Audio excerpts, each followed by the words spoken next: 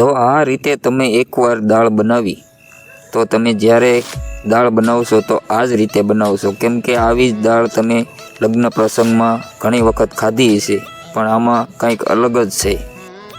તો સ્વાગત છે તમારું કિસાન રેસીપી એન્ડ વ્લોગ્સમાં। તો દાળ બનાવવા માટે તમારે આ બધી વસ્તુની જરૂર પડશે। તો અમે 3 લોકોની દાળ બનાવવાના છીએ। તમારે જો વધારે બનાવવી હોય તો આમાં બધું થોડું થોડું એડ કરી શકો છો। 3 જણાની દાળ બનાવવા માટે અમે 250 ગ્રામ તુવેર દાળ લીધી છે, જેને આપણે ગરમ પાણીમાં ફર્સ્ટ ક્લાસ રીતે બાફીશું। આની સાથે તમે સિંગદાણા અથવા તો સિંગ પણ નાખી શકો છો અને થોડુંક મીઠું નાખીને આપણે આને થોડીક વાર પકવશું।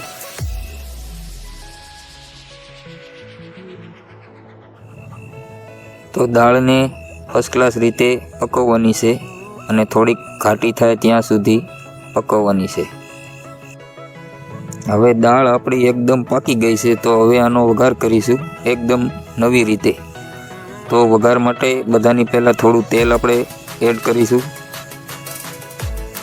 તેલ ગરમ થયા પછી થોડી રાઈ, થોડું જીરું અને આખો મસાલો એડ કરીશું।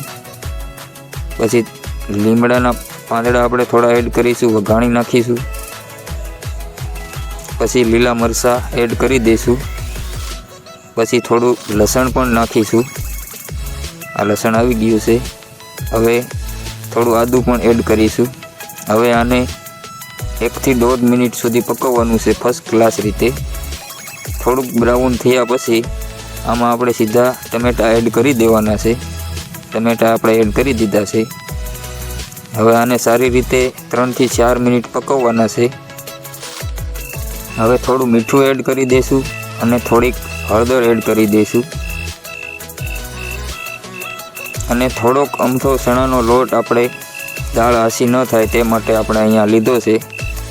થોડું લાલ મરચું એડ કરી દઈશું। પછી તરત થોડુંક અમથું પાણી નાખીશું, કેમ કે નીચે છોટી ન જાય એટલા માટે। હવે થોડુંક વધારે પાણી નાખી આને 4 થી 5 મિનિટ ફર્સ્ટ ક્લાસ રીતે આને રસાને પકવવાનો છે। જો આપણે થોડુંક વધારે પાણી નાખી દઈએ। હવે આને 4 થી 5 મિનિટ આપણે રહેવા દઈશું।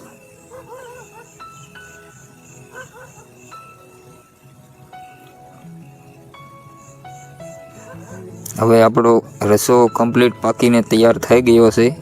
તો હવે આપણે એમાં જે આપણે દાળ બાફી હતી તે એડ કરી દઈશું। તમે પણ ઘરે આવી રીતના એકવાર ટ્રાય જરૂર કરજો। આનો ટેસ્ટ 1 નંબર અલગ જ આવે છે, તમને મજા આવી જશે। તો હવે આપણે આમાં થોડીક ધાણી એડ કરી દઈશું અને થોડુંક ધાણા જીરું પણ એડ કરી દઈશું।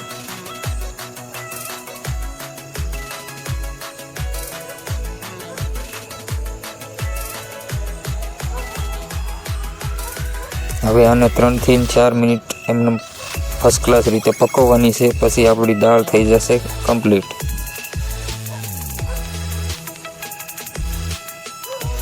જો આપણી દાળ એકદમ ઘાટી અને એકદમ ટેસ્ટી।